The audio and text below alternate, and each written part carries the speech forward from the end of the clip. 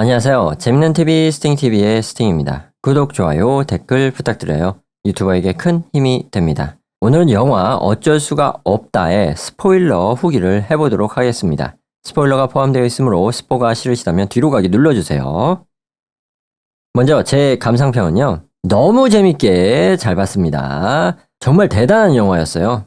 다음으로 영화에 대한 정보를 알아보겠습니다. 장르는 스릴러, 블랙 코미디, 드라마이고요. 감독님은 박찬욱 감독님이신데 복수는 나의 것, 올드보이, 아가씨, 헤어질 결심 등을 만드신 한국을 대표하는 세계적인 거장 감독님이시죠. 저는 개인적으로 올드보이를 참 좋아합니다. 원작이 도널드 웨스트레이크 작가님의 소설 X가 원작인 영화입니다. 여기서 X는 도끼라는 뜻인데요. 한국에서는 퇴사당하면 목이 잘린다라는 표현을 쓰잖아요. 미국에서도 비슷하게 소설 제목인 X, 즉 도끼에 잘린다는 표현을 쓴다고 합니다. 미국이나 한국이나 눈물이 나네요. 박찬욱 감독님은 예전부터 이 소설을 영화화하고 싶으셨다고 합니다. 그래서 각본에 박찬욱 감독님, 이경미, 돈 맥켈러, 이자의 작가님이 참여하셨고요. 주요 출연진을 보시면 이병헌 배우님이 주인공 유만수 역, 손예진 배우님이 유만수 부인 이미리 역, 박희순 배우님이 공장 작업반장 최선출 역, 이성민 배우님이 구직자 구범모 역, 염혜란 배우님이 구범모의 아내 이하라 역, 차승원 배우님이 다른 구직자 고시조 역을 맡으셨습니다. 그 외에 많은 배우님들이 출연하세요. 개봉일은 한국 기준 2025년 9월 17일이고 상영시간은 139분이며 상영등급은 15세 이상 관람가입니다. 영화의 짧은 시놉시스를 말씀드리겠습니다. 대기업 제지공장의 관리자로 있었던 유만수는 하루아침에 해고를 당하게 됩니다. 재취업만이 가족과 체면을 지키는 길이라고 믿는 그는 자신의 취업 경쟁자들을 제거한다는 극단적인 선택을 하게 되는데요. 그 과정에서 예기치 못한 사건들이 꼬리를 물며 돌이킬 수 없는 상황으로 치닫는다는 내용의 이야기입니다. 다음으로 영화 전체의 내용을 길게 설명하겠습니다. 영화는 2층 단독주택의 멋진 정원에서 바베큐 파티를 즐기는 어느 단란한 4인 가족을 비춰줍니다. 오늘의 주인공 유만수의 가족인데요. 가장 유만수는 태양재지라는 회사 공장의 관리자로 이 멋진 가정을 일궈낸 장본인입니다. 얼마 전 회사에서 그의 노고를 치하하는 상을 받고 상품으로 장어를 받았는데 그것을 자신이 멋지게 가꾼 정원에서 가족들과 함께 나눠 먹는 중이었죠. 부인 이미리는 상당한 미녀의 현재 전업주부로서 이 가정의 살림을 맡고 있습니다. 아들 유시원은 평범한 고등학생이며 마지막으로 딸 유리원은 대화하기가 어렵고 같은 말만 반복하는 것으로 볼 때 자폐성 장애를 가지고 있는 것으로 추정이 됩니다. 대신 그 아이는 첼로 연주 실력이 뛰어난데요. 하지만 첼로 선생님을 제외하고 가족에게는 좀처럼 연주를 들려주지 않고 있었죠. 그 외에 식구로 볼 수 있는 애완견 2마리가 있었습니다. 이 유만수의 가족은 정말 화목한 중산층의 표본으로 보였는데요. 하지만 만수는 며칠 후 회사로부터 해고 통지를 받게 됩니다. 이미리는 지출을 줄여보려고 노력하게 되는데 일단 애완견 2마리를 장모님 댁에 보내버리고 자신의 테니스 레슨과 OTT 서비스 등을 해제하며 딸 아이 첼로 레슨 같은 최소한의 필요한 것만 남기게 됩니다. 또한 만수가 그렇게 아끼고 평생을 가꾼 이 정원 딸린 2층 주택을 내놓기로 하는데요. 이미리 자신도 살림에 보탬이 되고자 자신이 잘 알고 있는 남자 치과의사의 치위생사로 일하게 됩니다. 만수는 다른 일을 찾게 되는데 마트에서 물건을 나르는 일을 하게 됩니다. 하지만 이 일은 만수에게 지속하기 힘든 일이었고 지인의 도움으로 파피루스 재지라는 다른 회사에 면접을 보게 되지만 실패하게 되죠. 민수는 또 다른 문재지라는 회사에 자신의 이력서를 가지고 가서 채용해달라고 사정을 하지만 창피만 당하게 됩니다. 거기서 관리자로 있는 최선출을 만나게 되는데요. 최선출은 공장 관리자로 근무하면서 회사 홍보 유튜브도 운영하고 있었습니다. 만수는 최선출의 홍보 영상을 보면서 그 자리를 탐내게 되고 최선출을 살해하고 자신이 그 자리에 취업을 한다는 정신나간 계획을 생각하게 됩니다. 그래서 만수는 최선출의 뒤를 밟아 그를 죽이려는 찰나 선출을 죽여도 취업을 하기 위해 다른 구직자들과 경쟁해야 한다는 것을 깨닫게 됩니다. 그래서 선출을 지금 죽이지 않고 먼저 자신과 경쟁해야 할 다른 구직자들을 살해해야겠다는 또 다른 정신나간 계획을 세우게 되죠. 만수는 레드페퍼라는 가짜 회사를 만들어 자신과 경쟁하게 될 구직자들의 정보를 모으게 되고 자기보다 뛰어난 구직자 2명을 추려내게 됩니다. 구범모와 고시조라는 사람이었는데요. 유만수는 범행에 쓰일 흉기로 자신의 아버지가 베트남전에 참전했다가 적군을 죽이고 빼앗은 진열장의 권총을 장난감총으로 바꾸고 사용하기로 합니다. 유만수는 먼저 구범모의 주변을 탐색하게 되는데 그 과정에서 유만수는 같은 처지의 구범모에게 동병상련, 측은지심을 느끼게 됩니다. 그리고 범모의 아내 이하라가 다른 남자와 외도를 하고 있다는 것을 알게 돼요. 게다가 범모가 아내의 외도를 목격하고 괴로워하는 것을 보고 안타까워하면서도 자신에게도 일어날 수 있는 일이라 두려워합니다. 만수는 그때부터 미녀인 자기 부인과 남자 치과 의사 사이를 의심하기 시작하는데요. 만수는 며칠 후 혼자 집에 있는 범모에게 찾아가 총으로 위협하면서 살해 시도를 하려고 합니다. 하지만 그때 외출을 한 부인인 이하라가 돌아오면서 3자 대면을 하게 되고 곧 아수라장이 되는데요. 옥신각신하다 총을 이하라가 차지하게 되고 만수는 도망가게 됩니다. 하지만 총을 든 이하라는 답답한 남편의 태도와 오로지 제지업계에 목숨을 거는 남편에 대한 분노, 그리고 자신의 외도가 들통났다는 사실이 복합적으로 작용해 우발적으로 남편을 살해하게 됩니다. 만수는 아라가 범모를 죽인 것을 보고 놀라서 혼비백산 도망을 가게 돼요. 그날 만수는 아내와 댄스 파티에 가기로 한 약속을 까맣게 잊고 있었고 서둘러 파티장으로 찾아가는데 치과 의사와 춤을 추고 있는 아내를 발견하게 됩니다. 만수는 파티장을 나와 다시 범모의 집으로 가서 아라가 외도남을 불러 범모의 시체와 권총을 뒷마당에 묻는 장면을 목격하게 됩니다. 만수는 권총만 찾아 집으로 돌아오게 되는데요. 만수는 아내에 대한 의심이 극에 달하게 되고 추잡하게 아내의 순결을 확인하려고 합니다. 하지만 이미리는 외도를 하지 않았고 모든 것은 만수의 오해였습니다. 이미리는 화가 나서 역으로 요즘 무슨 일을 하고 다니냐면서 추궁하는데 총을 제외한 살해에 쓰일 장화라든지 늘어난 자동차 주행거리를 증거로 제시하게 됩니다. 오히려 지금까지 만수는 아내에게 신뢰를 깨는 행동을 하고 있었고 아내는 만수가 친구들과 낚시를 가고 외도를 한 것으로 착각하게 됩니다. 만수는 사람을 죽이고 있다고 말하는 것보다 차라리 몰래 낚시를 가고 외도했다고 말하는 편이 더 낫다고 생각하여 아내에게 쫓겨나게 돼요. 만수는 두 번째 살해 대상인 고시조를 찾아갑니다. 고시조는 어느 신발 매장의 판매 직원으로 전에 몸담았던 직종과 전혀 다른 일을 하고 있었지만 그 역시 영업에 어려움을 겪고 있었습니다. 만수는 고시조에게 손님으로 접근하여 자신이 며칠 전에 해고를 당했는데 딸 아이와 소통도 안 되고 있고 채로를 5천만 원짜리를 사줘야 하지만 사줄 돈도 없기에 구두라도 사주고 싶다고 자신이 처한 어려운 처지를 진솔하게 설명합니다. 그리고 딸과 다시 오겠다고 말하고 돌아가죠. 고시조는 돌아가는 만수를 측은하게 바라보는데 하지만 이것은 고시조의 경계심을 풀기 위한 만수의 계획이었습니다. 만수는 고시조가 퇴근하는 인적이 드문 도로에 차가 고장난 것처럼 세워두었고 퇴근하던 고시조는 만수를 발견하고 도와주다가 만수가 쏜 총에 사망하고 맙니다. 만수는 고시조의 시체를 자신의 트렁크에 집어넣고 집으로 돌아와서 자신의 정원에 묻으려고 밤새도록 땅을 파다가 너무 피곤해서 시체를 트렁크에 두고 소파에서 잠들게 됩니다. 그런데 다음날 경찰이 찾아온 겁니다. 알고 보니까 만수가 고시조를 죽이던 같은 날 집에서는 아들 유시원이 친구 동우와 스마트폰 가게의 스마트폰을 훔치게 된 거예요. 만수는 이상하게도 두 번의 살인을 저지르고 더 자신감에 찬 사람이 되어 있었습니다. 경찰서에서 유만수가 아들과 대화를 하는데 이 일을 해결하기 위해서는 어쩔 수가 없이 동우가 시켰다고 하는 수밖에 없다면서 친구에게 누명을 씌우라고 지시를 하게 됩니다. 그리고 스마트폰 가게 주인도 만수 친구였는데 만수가 그 친구의 나쁜 행실들을 들먹이면서 협박을 하게 됩니다. 그래서 아들의 사건이 잘 해결이 돼요. 집에 돌아와서 아들이 훔친 스마트폰들을 자신의 정원의 땅에 파서 묻어버리고 그 위에 사과나무를 심습니다. 이렇게 유만수가 이 사건을 주도적으로 해결하면서 오히려 부인과 사이가 다시 좋아지고 아들과도 사이가 더 좋아집니다. 그날 밤 이제 유만수는 자신의 집 한 곁에 있는 자신이 만든 온실로 시조의 시체를 들고 들어가 처리할 방법으로 토막을 내려고 합니다. 하지만 이게 맨정신에 할 수 있는 일이 아니잖아요. 절단을 포기하고 평소에 분재를 해온 만수는 나무 모양을 잡기 위해 사용하는 붉은 철사를 사용해 시체를 공처럼 동그랗게 만들어버립니다. 그리고 비료 푸대 같은 자루에 넣어서 아들이 훔친 스마트폰을 땅에 묻었던 것처럼 정원에 또 다른 땅을 파고 시체 자루를 묻고 그 위에 사과나무를 심어버려요.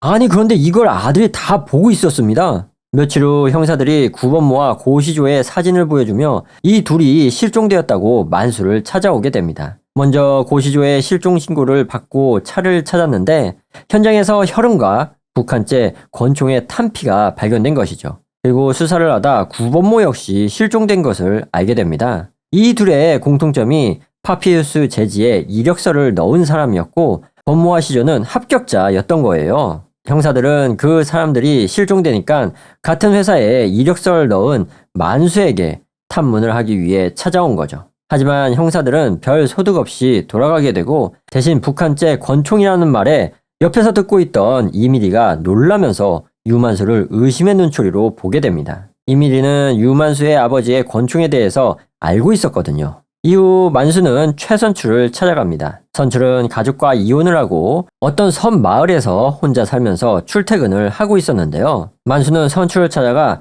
저번에 문제지 공장에서 창피를 당했던 자신의 신분을 밝히고 선출의 유튜브를 꼬박 본다면서 팬을 자처하며 위스키 선물을 가져왔다고 말하게 됩니다. 선출은 평소에 혼자 살면서 외로웠고 자신이 좋아하는 위스키를 가져왔다고 하길래 흔쾌히 집으로 초대하게 됩니다.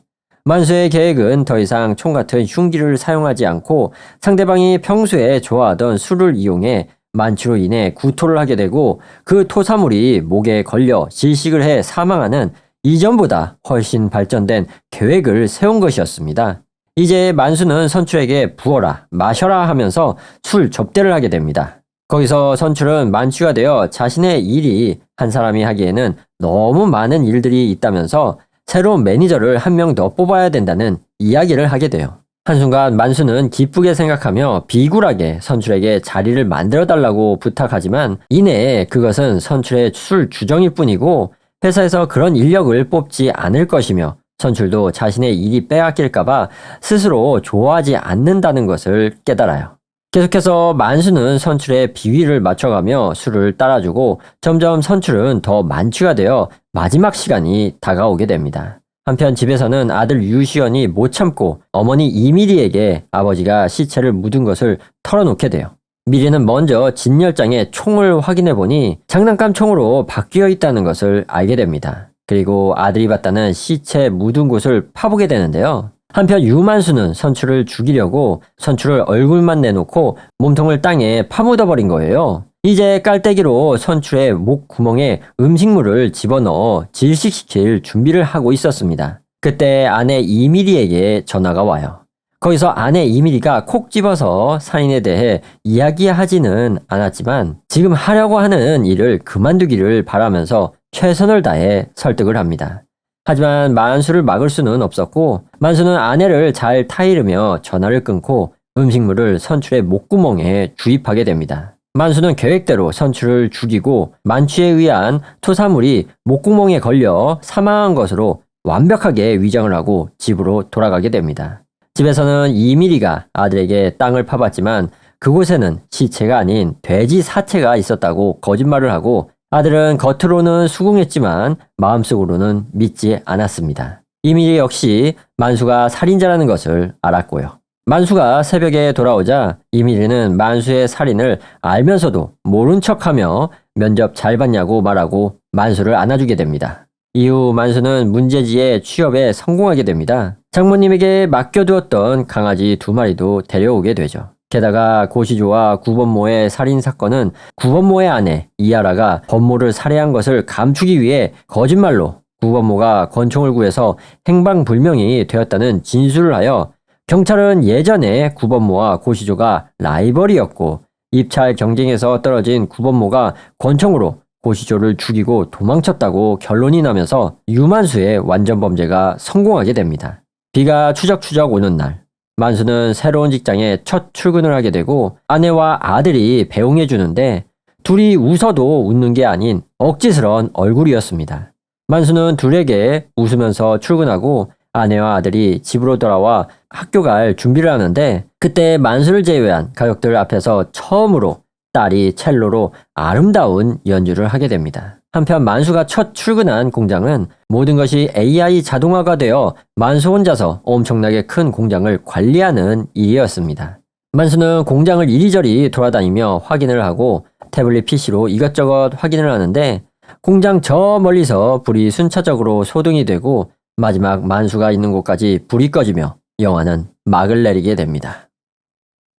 다음은 제가 생각해본 영화의 해석을 말씀드리겠습니다. 제 개인적인 생각이며 정답이 아니에요. 제가 볼 때 이 영화는 자동화와 극한의 경쟁으로 노동구조가 파괴되는 현실 속에서 자본가와 사회, 그리고 노동자인 개인이 어쩔 수가 없다라는 부도덕한 합리화로 일관하며 인간성을 상실하고 가족마저 붕괴되는 비극을 블랙 코미디 형식으로 고발한 영화라고 생각해 볼 수 있을 것 같습니다. 영화는 멋진 정원이 있는 2층 주택에 4명의 화목하고 단란한 유만수의 가족을 비춰줍니다. 하지만 바로 제지 공장의 관리직을 맡고 있던 유만수가 회사에서 실직을 당하면서 불행이 찾아오게 되죠. 그가 실직을 당할 때 회사의 외국 상사에게 해고를 당하지 않으려고 사정을 해보지만 외국인 상사는 어쩔 수가 없다는 말로 유만수와 다른 사람들의 해고를 합리화하며 자리를 피해버립니다. 가장인 유만수는 실직을 굉장히 수치스러워하고 자신의 위치와 쌓아올린 모든 것들이 무너져 내리고 있다고 생각합니다. 실제로 한 가족이나 다름없었던 자신들이 애완견 2마리를 장인 어른 댁에 보내는데 이것은 실직이 단순하게 직업을 잃은 것뿐만 아니라 개인에게 타격을 입히고 나아가 가족의 해체까지도 영향을 미친다는 것을 보여주고 있습니다. 또한 자신의 아버지가 물려주고 유만수가 평생 가꾼 낙원 같은 2층 집까지 팔게 될 위기에 처하게 되죠. 이전과 같이 관리자라는 좋은 자리를 찾기란 어려웠고 유만수는 마트 물류 직원으로 취업에 성공하지만 그 일은 그가 하기에 매우 어려운 일이었기에 적응을 하지 못하고 또 실직을 하게 됩니다. 그래서 그는 다시 예전과 비슷한 자리에 취업을 하기 위해 여러 제지 회사에 이력서를 넣어보지만 실패하게 되고 만수는 현재 관리자 자리에 있는 사람을 죽여서 자신이 취업에 성공하겠다는 아주 정신나간 생각을 하게 됩니다. 그 대상이 문제지라는 회사의 최선출이었는데 만수가 최선출을 죽이려고 할 찰나 선출을 제거해도 다른 취업 경쟁자들이 그 자리를 차지할 수도 있으니까 그 취업 경쟁자부터 죽여야겠다는 또 다른 정신나간 생각을 하게 됩니다. 이것은 현재 취업, 시험, 성적 같은 현재의 극심한 경쟁 사회는 남을 짓밟고 빼앗아야지만 내가 살 수 있는 제로섬적인 끔찍한 사회임을 보여주고 있습니다. 여기서 제로섬이란 누군가 이익을 보면 그만큼 다른 누군가가 손해를 보는 상황을 말하는 건데요. 영화의 만수의 경우 그가 채용되고 싶어하는 선출의 관리자 자리는 한 자리뿐인데 그 한 자리를 위해 선출을 죽이고 다른 취업 경쟁자들까지 죽여야 하는 상황인 것입니다. 이런 상황들은 현재 노동시장의 구조가 파괴되었다고 설명을 하는 것처럼 보였는데요. 이 제로섬을 없애는 방법은 여러 가지가 있습니다. 대표적으로 정부에서 비슷하거나 새로운 일자리를 창출하거나 완전히 새롭게 다른 직종으로 창업하는 방법이 있겠죠. 영화에서도 역시 해결책을 제시하고 있습니다. 극중에 만수가 죽여야 하는 구직자들로 구본모와 고시조가 나오는데 구본모는 좋은 음악에 대해 많이 알고 있고 장인 어른이 카페도 차려준다고 제의까지 했습니다. 고시조는 전에 일했던 제지 공장 관리직과 완전히 다른 신발을 판매하는 일을 하고 있었죠. 유만수 역시 아내에게 분재 같은 새로운 일을 제의받기도 하였는데요. 하지만 그럼에도 불구하고 유만수와 구본모, 고시조 모두가 전에 있었던 제지 공장 관리자 역을 하려고 이력서를 내게 됩니다. 그 이유를 영화를 보면서 생각을 해봤는데 구본모는 허리가 안 좋은 개인의 지병이 있어서 힘든 작업을 못했고 고시조는 신발을 파는 일에 어려움을 겪고 있었습니다. 유만수 역시 마트 직원이었지만 적응을 하지 못하고 치욕스러운 실직만 당하게 되죠. 이것은 정부에서 만든 재취업 시스템이나 일자리,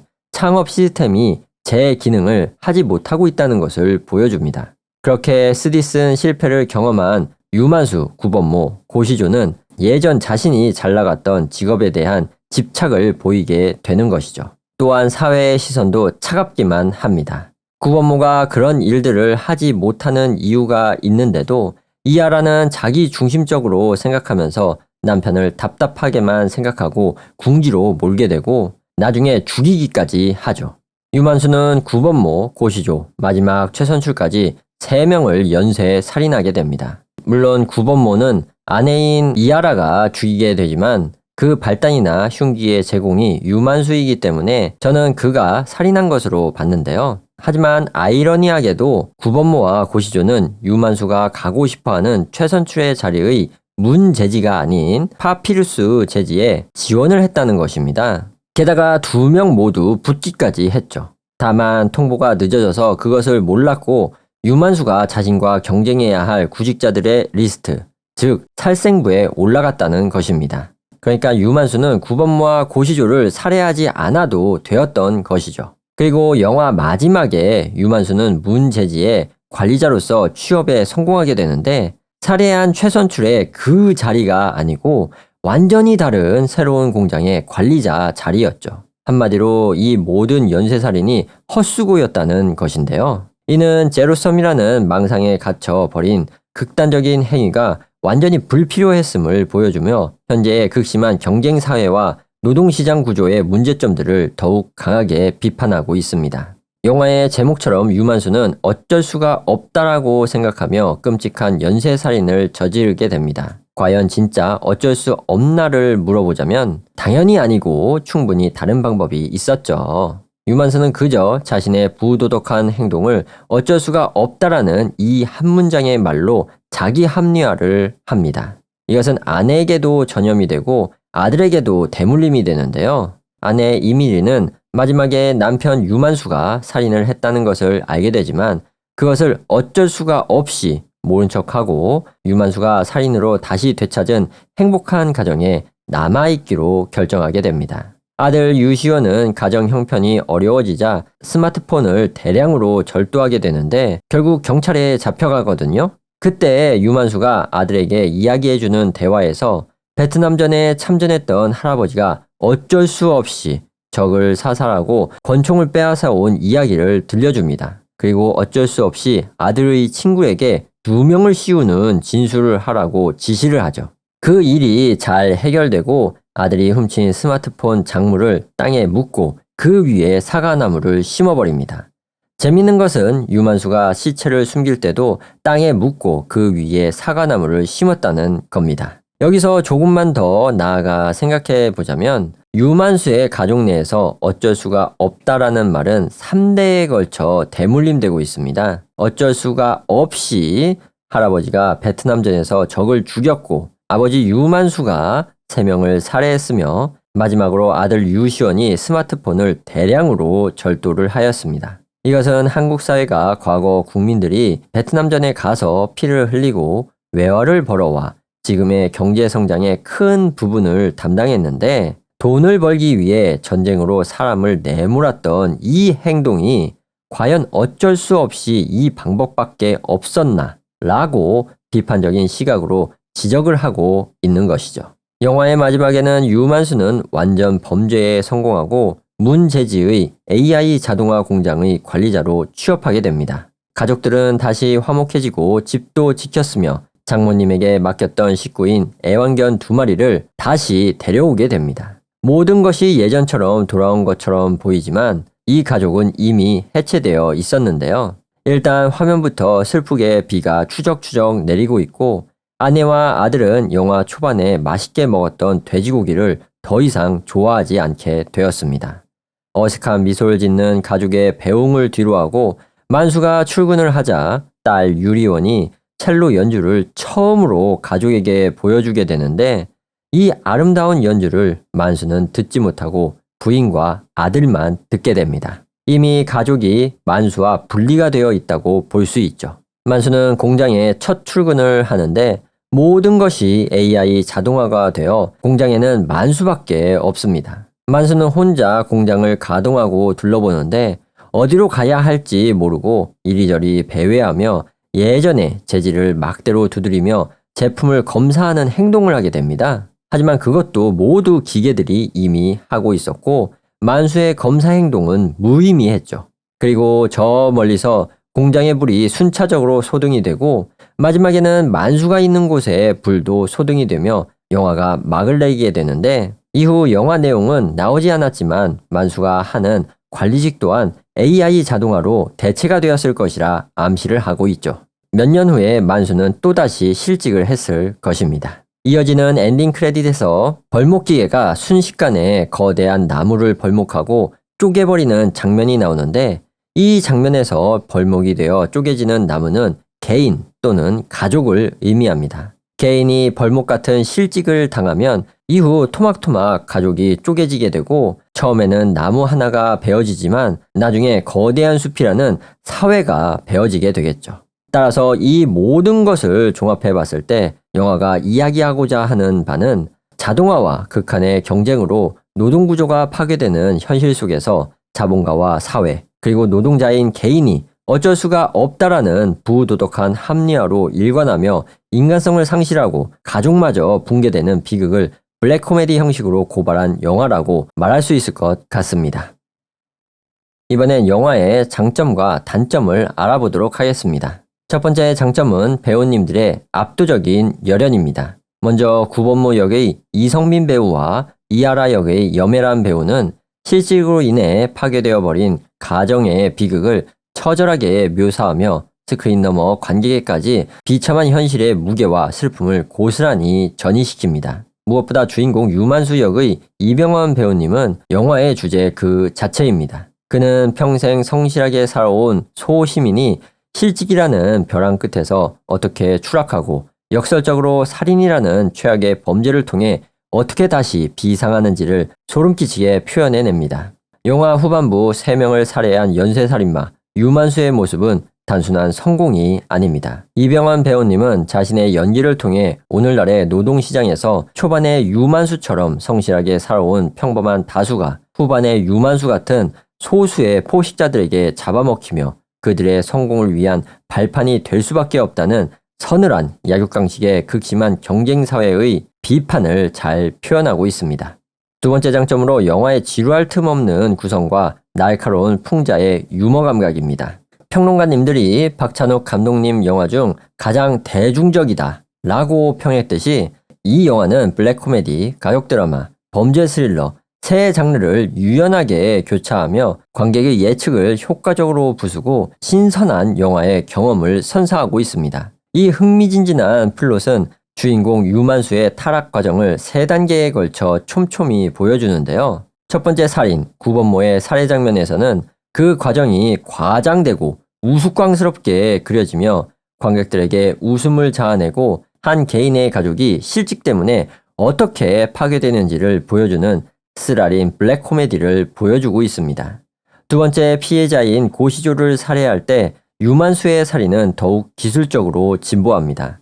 그는 고시조에게 자신의 실직 경험과 딸과의 소통 부재를 진솔하게 고백하며 공통의 고통을 공유하는 척 경계심을 해제합니다. 특히 만수가 딸에게 5천만 원짜리 첼로 대신 비교적 싼 구두를 선물할 수밖에 없었다는 말을 고시조에게 하는 장면은 단순히 경계심을 풀기 위한 수법을 넘어 관객 개인이 경험했을 법한 가슴 아픈 현실을 건드리는 순간이기도 합니다. 저 역시 이 부분이 많이 공감이 되었는데 과거에 저도 실직을 하고 갑자기 돈이 필요한 적이 있었지만 그때 충분치 않아서 속상했던 적이 있었거든요. 이런 경험은 충분히 있으실 거라 생각이 됩니다. 이러한 관객과 고시조에게 현실적인 감정적 연결고리를 이용해 무방비 상태로 만들었다가 살인이라는 뒤통수를 친다는 것은 잔혹한 현재 경쟁사회의 모습을 보여줍니다.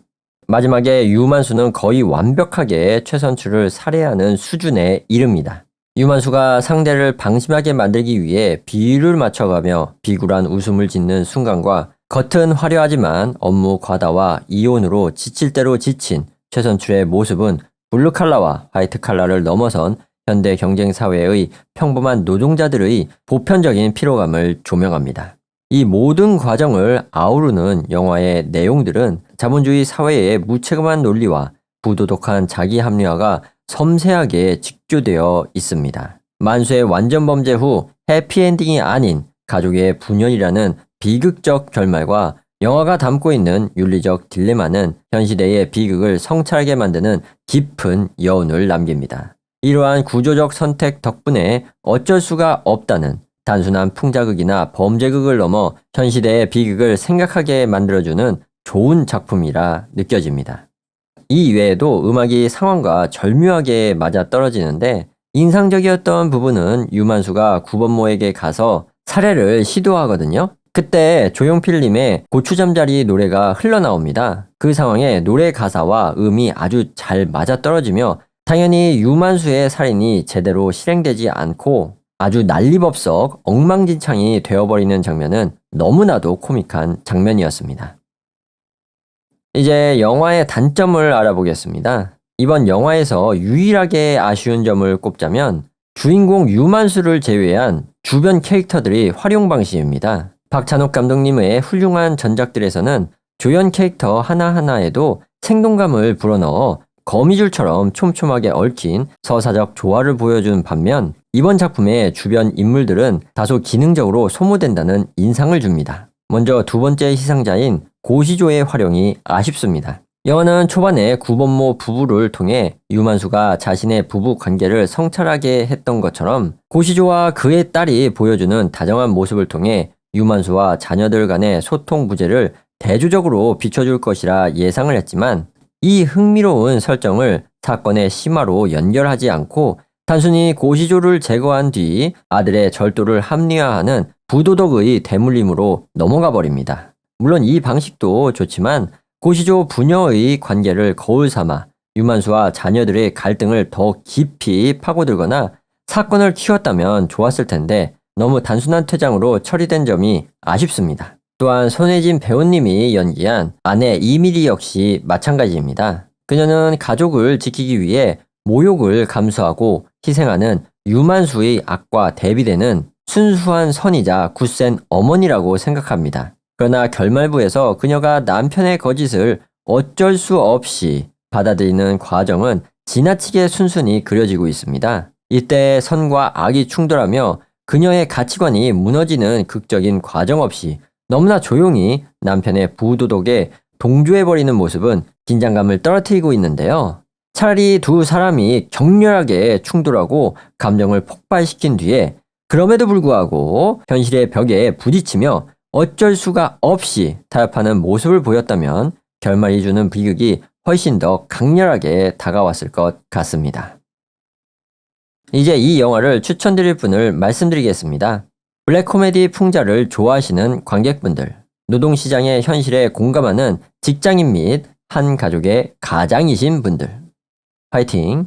배우님들의 멋진 연기를 즐기는 관객분들, 엔딩의 여운과 사회적 딜레마를 생각해보는 것을 선호하시는 관객분들께 이 영화를 추천드립니다. 다음으로 제가 생각해본 영화의 티어 리스트 순위를 알아보겠습니다. 지난번에 원배틀 애프터 어나더를 B랭크에 두었는데요. 이번에 시청한 영화 어쩔 수 없다는요. B랭크 매우 훌륭한 영화였습니다. 저도 유만수와 비슷한 경험이 있기 때문에 영화의 내용이 많이 공감이 되었습니다. 날카로운 사회 비판적 메시지를 박찬욱 감독님 특유의 블랙 코미디 화법으로 풀어내며 관객에게 슬픔이 배어있는 웃음을 느끼게 해주었는데요. 박찬욱 감독님이 각색한 멋진 스토리와 이병헌, 손예진, 박희순, 이성민, 염혜란, 차승원 외에 많은 배우님들의 훌륭한 연기가 합쳐지며 사회의 부조리함을 포착해낸 훌륭한 영화라고 생각합니다. 여기까지 영화 어쩔 수 없다의 스포일러 리뷰였습니다. 구독, 좋아요, 댓글 부탁드려요. 유튜버에게 큰 힘이 됩니다. 그럼 다음에 봐요. 안녕히 계세요. 감사합니다.